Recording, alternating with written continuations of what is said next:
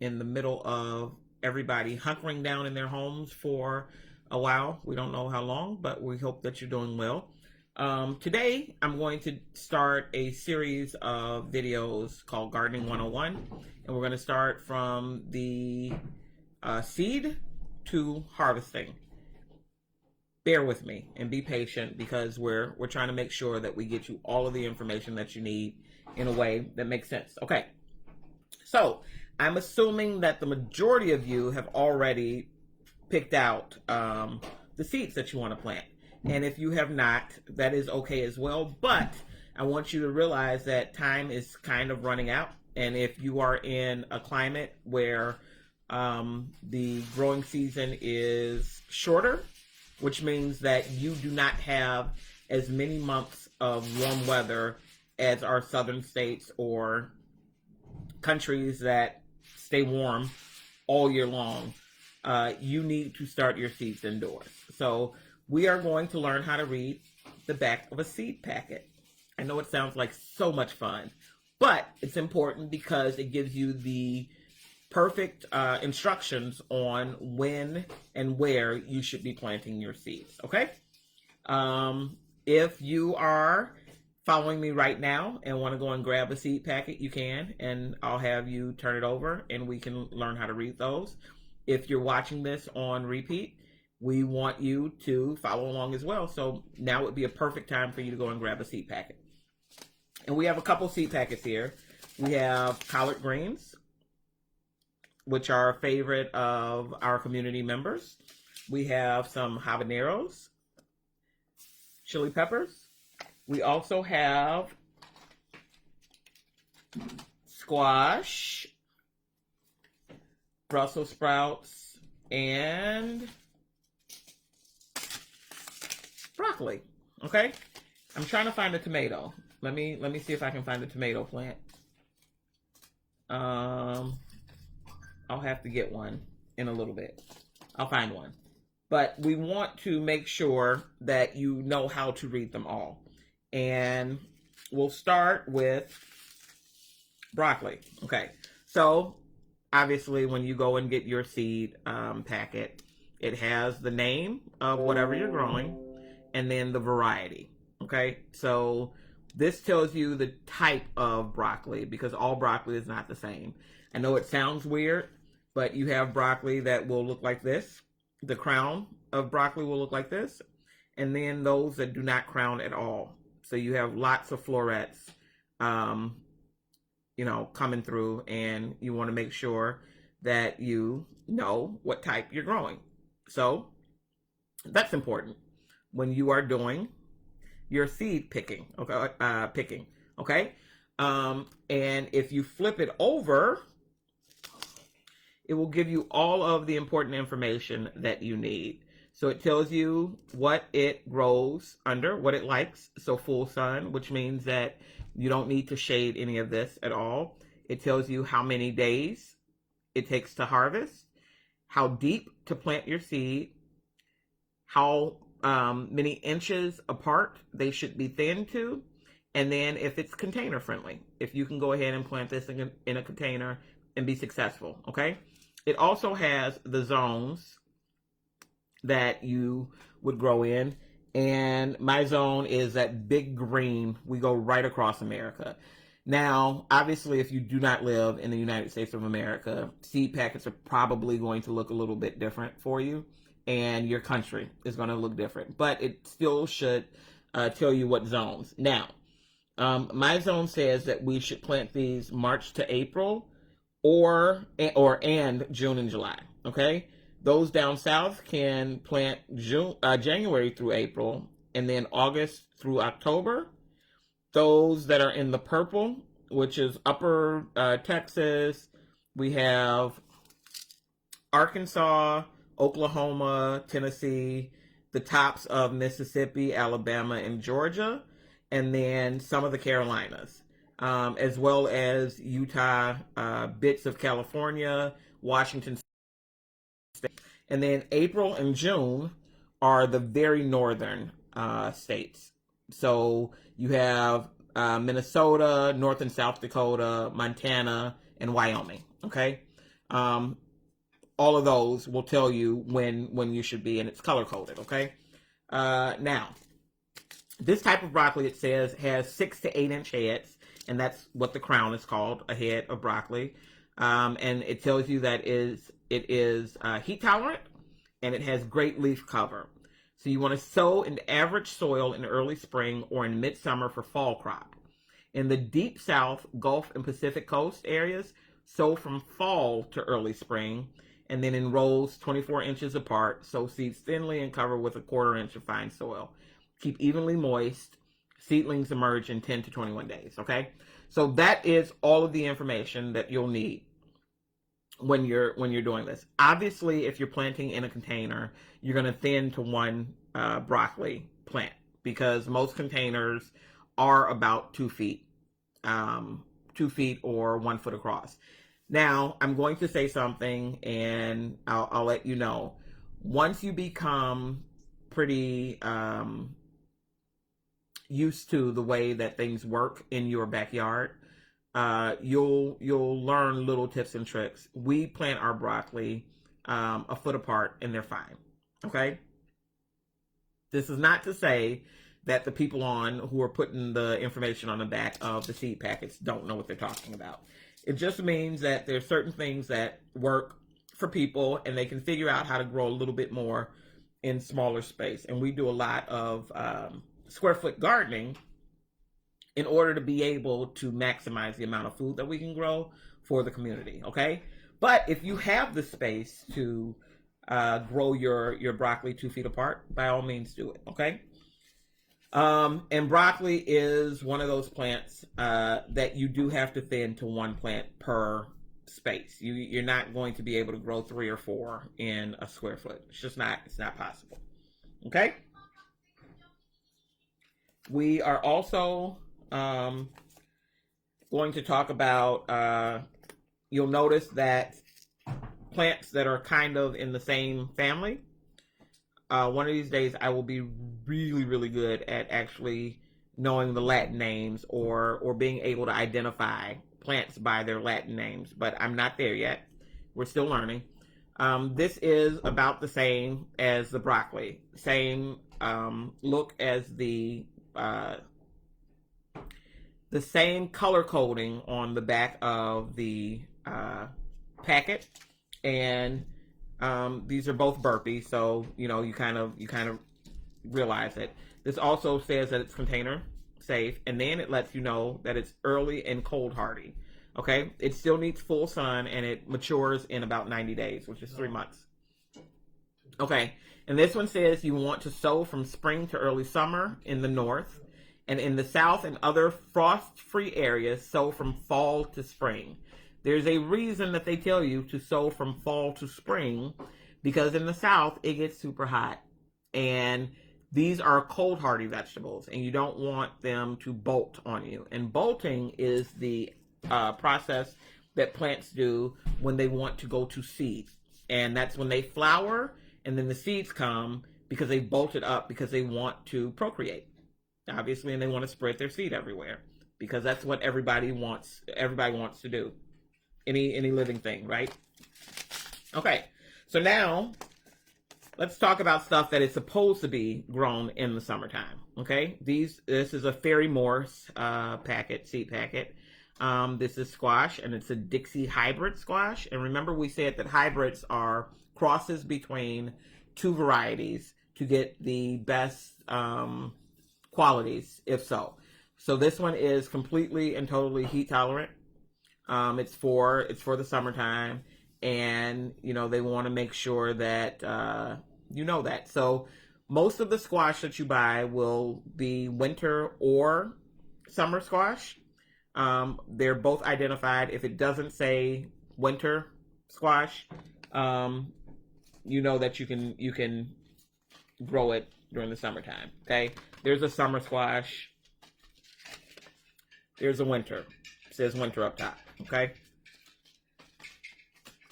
those are the varieties that do better when you're growing them in cooler weather. Okay, so this is the seed packet. So we're going to read both, and you'll notice Burpee, and then this is Fairy Morris. And they still give you the readout of the country of the United States of America. It tells you days till germination, how deep to plant, how many days it'll take before you see the seed pop up out of the soil, how deep to plant it, and then the spacing. Okay. Now, summer squash, they're stating that you don't see anything about planting indoors first.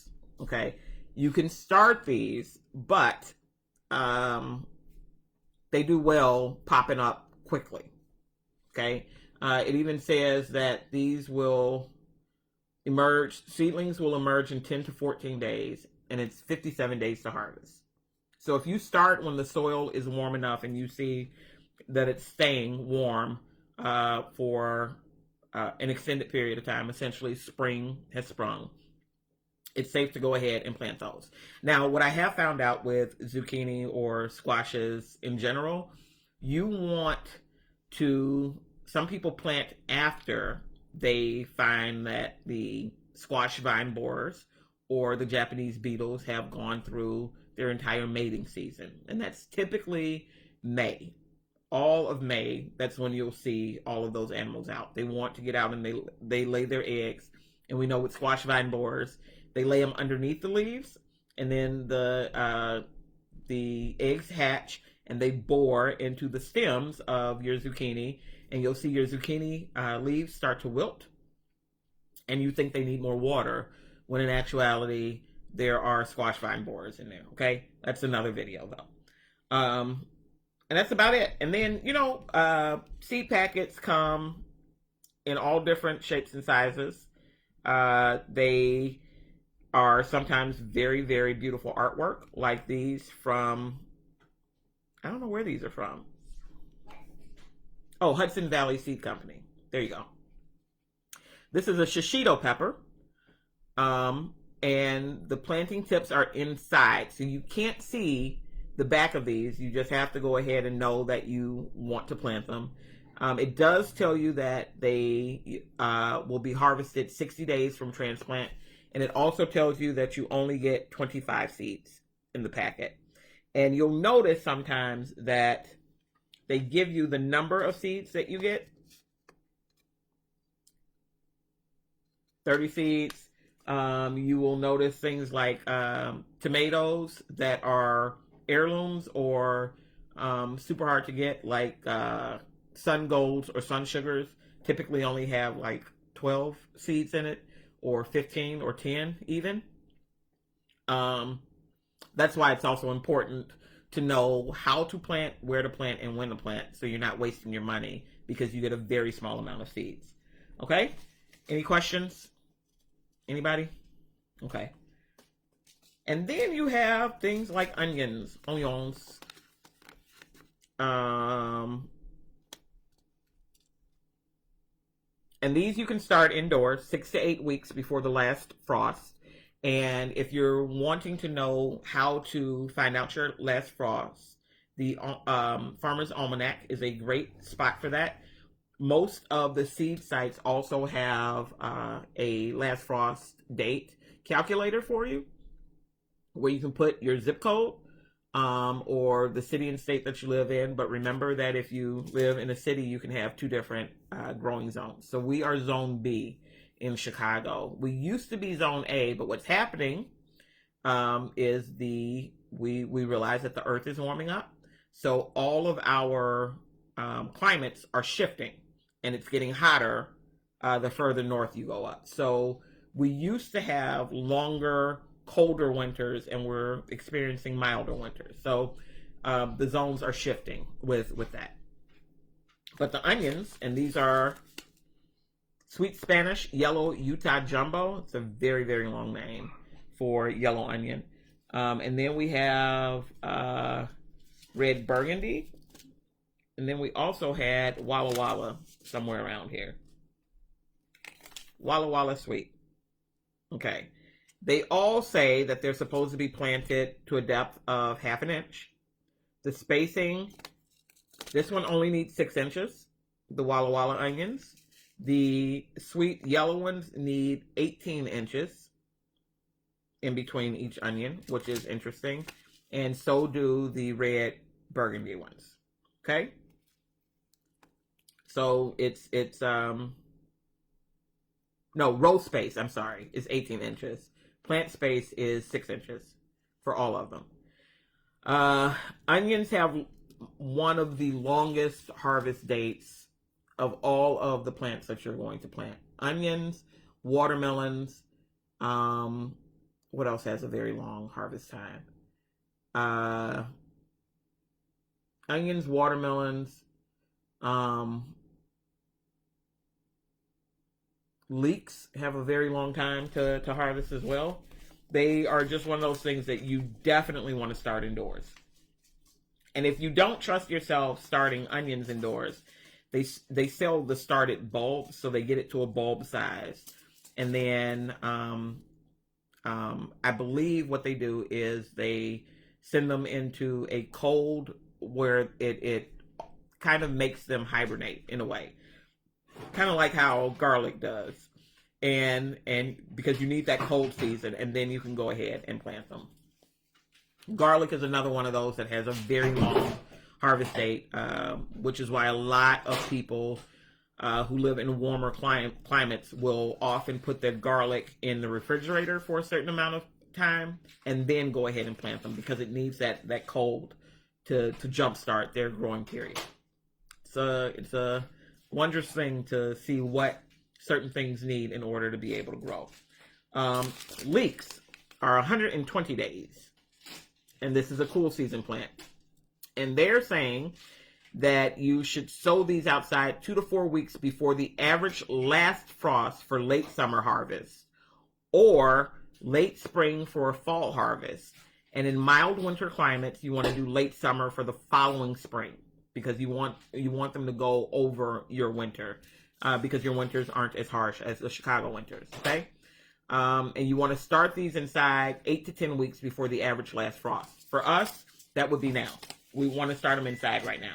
Okay, and that's it. That's all that we have for you for reading seed packets. Don't be overwhelmed. Just think about how much space you have, and then that way you can kind of plan what you're going to grow and what you can grow. I wanted to do a tomato seed because the tomatoes have two different types of tomato plants. You have indeterminate and determinate. Determinate are typically a bush variety, so they only grow up to be maybe a foot or two tall, and you can harvest off of those without having to stake them if you continue to harvest the fruit, because you don't want the fruit to stay on there too long, otherwise it tips over. And then you have indeterminate, which means you cannot determine how tall they're going to grow. They will grow as high as you kind of train them up to grow. And if you've ever been to a grow facility indoors, they have these pulley systems where they attach the tomatoes to, and it pulls up all the way to the ceiling, and the tomatoes can be harvested from that height. I'm only 5'2", so I can't do that. So when you're thinking about your space, think about if you have the proper tools to be able to grow up, or if you need to be able to grow them in a bush variety. And that goes the same for cucumbers, any type of vining plant. Okra, you can have okra that grows super tall, or you have a variety that will only grow a certain length and then bush out. It's all about preference. I prefer most tomatoes that are indeterminate, which means that we're going to have to deal with higher growing vines vine is the wrong terminology for tomatoes, but higher growing plants. Okay, that's about it. If you have anything that you want to follow this, then we can follow it next week or tomorrow, because we're all indoors for the majority of the time. But until then, I want you all to keep sowing and growing, and I will talk to you later. Have a great one. Bye-bye.